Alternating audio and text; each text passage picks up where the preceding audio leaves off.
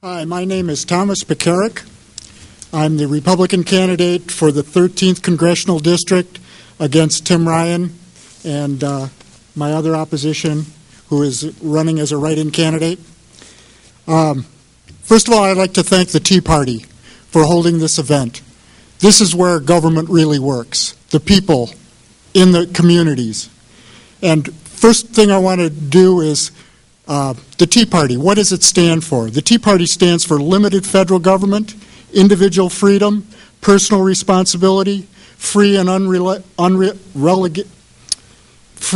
unregulated markets, return of political power to the states and to the people. And that last one is the one I want to really key in on. If people read the Constitution, they see that they established a House of Representatives, which is what I'm running for. They established the House of Representatives to have be a representative of the people to the Congress. And as we have gone through our country's history, we have given more and more power to this elected official, and he's taking more and more power to Washington, and he keeps building up the government and the power, and eventually, now this person is a representative of Congress to the people. It's completely backwards.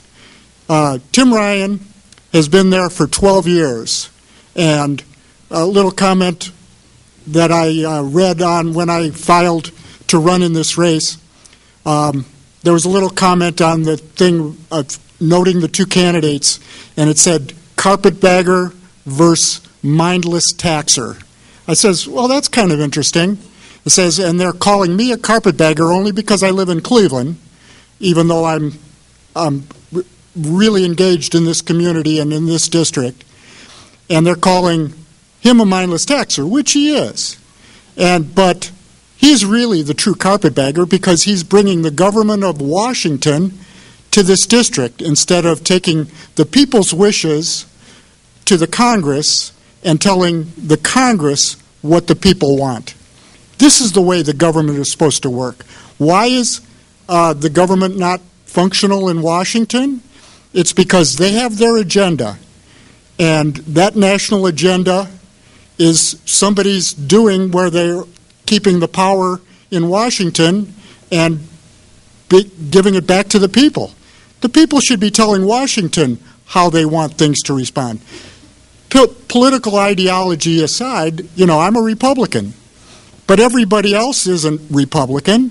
And there are different phases of Republican, and there's different Democrats and independents and non-voters and people that don't care, and just all these people in the district.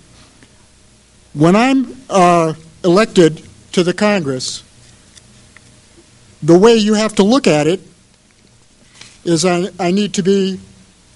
I want to represent all the American people, not the special interest, but the common interest. The seat is to represent and to legislate, not to hold for a party or a group of people. The government must treat everyone with dignity and respect, make their lives better, have a real connection with all the American people, to do a better job, not to have a job, a different congressman, a real representative. I'm just one of the people, but I want to represent for all the American people. And it's just a frame of mind. It's a reference. I want to represent everybody, whether you vote for me or not.